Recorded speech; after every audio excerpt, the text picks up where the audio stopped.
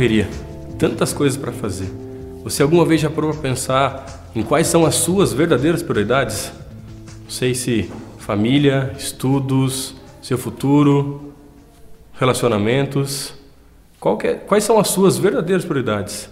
O que tira teu sono? O que te interessa de verdade? Não sei quais são as suas prioridades, mas sei que é muito fácil você deixar as suas prioridades de lado por muitas outras coisas. Quando eu penso em prioridades, eu penso na minha agenda. Na minha agenda eu marco todas as reuniões, compromissos, todas as coisas que eu tenho que fazer. Não sei se você é como eu, que coloca todas as coisas numa agenda, seja em papel, no computador, ou onde for. Mas o impressionante é ver que são tantos compromissos e tantas coisas que tem para fazer, que algumas vezes parece que falta tempo. Não é assim com você também? Na correria do dia a dia, por problemas e dificuldades que enfrentamos, passamos a deixar nossas prioridades em segundo plano. Você começa a deixar a sua família, seus sonhos, seus amigos e algumas vezes até mesmo Deus. Isso acontece com o povo em Jerusalém quando eles voltam do exílio babilônico. Isso é relatado no livro do profeta Ageu, um livro que particularmente eu gosto muito, que traz uma lição muito interessante e muito importante para as nossas vidas, que devemos colocar o Senhor em primeiro lugar nas nossas vidas. No capítulo 1 de Ageu, a situação era muito complicada em Jerusalém. O povo estava desobedecendo a Deus, colocando Deus em segundo plano, e isso gerava uma seca em meio ao povo, e essa seca gerava inflação, quase como a lei da oferta e da procura. Ao ponto que no versículo 6 do capítulo 1, o autor Ageu coloca a expressão saquetel furado.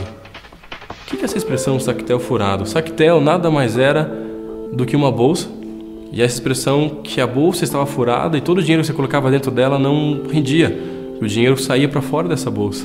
E isso demonstra toda a situação de Israel, da inflação e da dificuldade que o povo estava vivendo. Além disso, o povo tinha voltado do exílio com um propósito, e o propósito era de reconstruir o templo do Senhor, na cidade de Jerusalém. Lembrando um pouquinho do Antigo Testamento, o templo do Senhor nada mais era do que a presença do Senhor ao meio ao povo. Mas o povo voltou do exílio, voltou para a cidade de Jerusalém com esse propósito único de vamos reconstruir o templo. Porém, eles logo pararam as obras por causa de uma oposição local, por causa de algumas dificuldades que eles encontraram nessa reconstrução. A grande questão é que essas obras ficaram paradas por mais de 15 anos. E toda a madeira, o cedro do Líbano que o texto coloca, que era uma madeira importada, uma madeira especial, uma madeira boa, que não foi utilizado no templo, as pessoas que estavam na reconstrução utilizam para a construção das suas próprias casas. O profeta Ageu traz uma repreensão em meio ao povo, mostrando a causa do problema que eles enfrentavam. Eles haviam deixado o Senhor em segundo lugar e o propósito, que era da reconstrução do templo, eles também haviam deixado de lado e se preocupado com as suas próprias vidas. O texto, nos versículos 5 e 7, nos mostra que o profeta fala: considerai o vosso passado, considerai o vosso passado.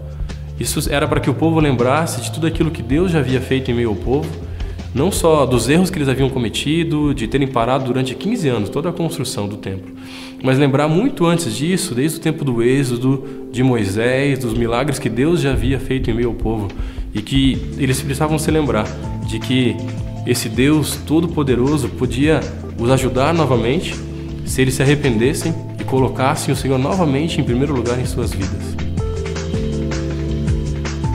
As prioridades me lembram uma história, a história de um pai que leva seu filho à praia, e esse filho queria muito conseguir uma estrela do mar. Eles começam a caminhar pela areia, e caminham horas e horas. Só que, com o tempo, aquele filho fica frustrado porque ele não encontra nenhuma estrela do mar. Era o objetivo dele, aquilo que ele mais queria. E como ele não consegue, ele começa a pegar algumas conchas que estavam na beira da praia. Junto com seu pai, ele vai pegando uma concha, 2, 3, 4, quantas ele consegue colocar na mão. Passando mais um pouquinho de tempo, de repente seu pai avista, um pouquinho mais dentro da água, uma estrela do mar, aquilo que o filho dele tanto queria. O pai olha para a criança e fala: olha lá, a tua estrela do mar, vai lá, pega, ela é tua. Aquela criança vai correndo para dentro da água, tenta pegar aquela estrela do mar, não consegue e volta para perto do pai. O pai, sem entender, olha para aquela criança de volta e fala: vai lá, olha a estrela do mar, você não queria tanto, vai lá pegar, ela é sua. Aquela criança vai um pouquinho mais dentro do mar agora, mas ela não consegue novamente. Volta para perto do pai aquele pai, sem entender mais ainda o que estava acontecendo, falou assim: filho, olha lá, aquela estrela do mar, não era o que você tanto queria? Vá lá, pega, ela está tão perto, você consegue. Aquela criança entra de volta para dentro do mar, quase encosta na estrela do mar, mas não consegue pegar aquela estrela. Volta para perto do pai e o pai pergunta: meu filho, o que aconteceu? Por que você não pegou aquela estrela do mar que você tanto queria? Aquela criança olha para o seu pai e diz: porque as minhas mãos estavam cheias de conchas. Muitas vezes conosco acontece a mesma coisa, por problemas muito menores, por questões banais, nós acabamos deixando Deus em segundo plano. É como se tudo aquilo que Deus já fez por nossas vidas estivesse num museu e você tem acesso só para ver aquilo que Ele já fez, mas Ele não faz mais nada na sua vida. É como se você já conhecesse Jesus, mas o seu amor se esfriasse e você se esquece daquele princípio em Mateus 6,33. Buscai, pois, em primeiro lugar o reino de Deus, a sua justiça, e todas as demais coisas vos serão acrescentadas. Considere o seu passado. Lembre-se de tudo aquilo que o Senhor já fez por você e pense naquilo que tem tomado o lugar do Senhor.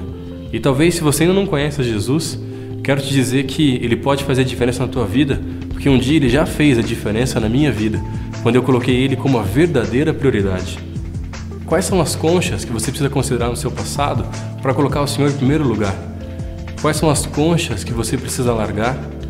Quais são as prioridades que você precisa alterar para que Jesus possa passar a ser a sua verdadeira prioridade?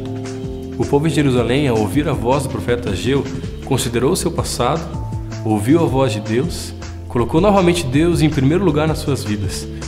Deus reanimou seus corações e todos eles voltaram ao trabalho na casa do Senhor. Salmos 20, versículo 7, nos fala: alguns confiam em carros, outros em cavalos, mas nós confiamos no Senhor, nosso Deus. Onde você tem que colocar as suas confianças? E que nesse dia você possa finalmente conseguir colocar Jesus como a verdadeira prioridade da sua vida. Que Deus te abençoe.